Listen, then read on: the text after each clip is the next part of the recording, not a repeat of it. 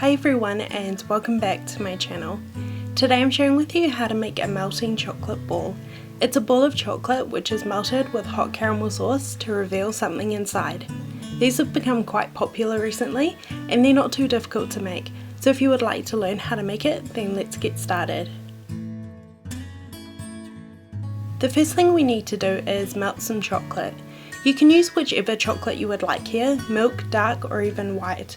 I would just recommend you use a block of chocolate rather than chocolate chips, which are usually chocolate compound.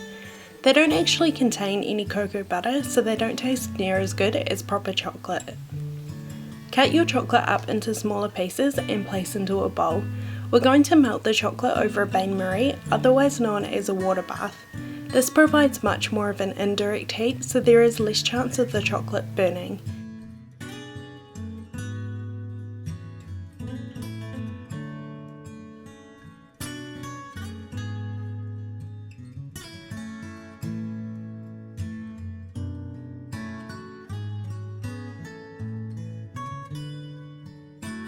Fill a medium-sized saucepan with a small amount of water and place over high heat until it starts to boil.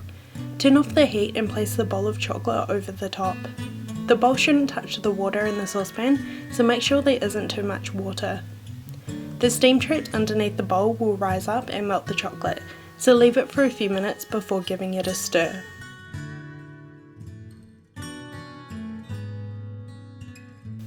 Once the chocolate has melted, remove the bowl from the saucepan. Make sure your chocolate is not too hot. It needs to be around 30 degrees Celsius or 90 degrees Fahrenheit so it will harden at room temperature and have a shine to it.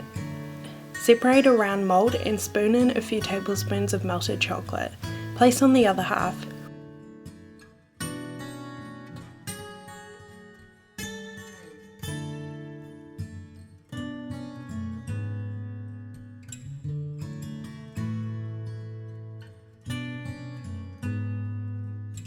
Rotate the mould around so it is coated evenly with the chocolate. The easiest way I've found to do this is by shaking the mould. It works quite well at evenly dispersing the chocolate. The mould I'm using here is 10 centimeters or about 4 inches in diameter. I will have it linked in the information box if you are interested. Once the chocolate has evenly coated the mould, place it into the fridge for about 20 minutes to harden. While you're waiting for the chocolate ball to harden, you can make the caramel sauce. It only requires a few ingredients and I'll have the recipe listed in the information box. Once the chocolate ball has hardened, remove it from the fridge and set it to the side. To fit anything inside the chocolate ball, we need to create an opening at one end.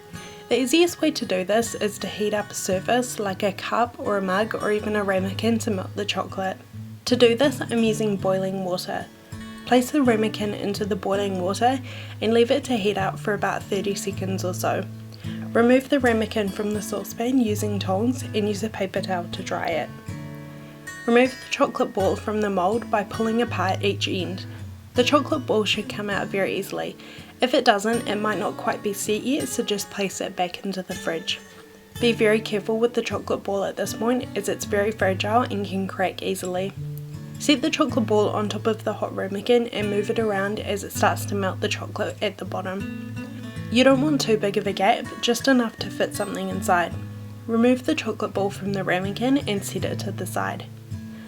For the inside of the chocolate ball, the possibilities are endless. I'm going for a sort of sundae theme, so I'm using ice cream and fruit, but you could use any type of dessert that would fit.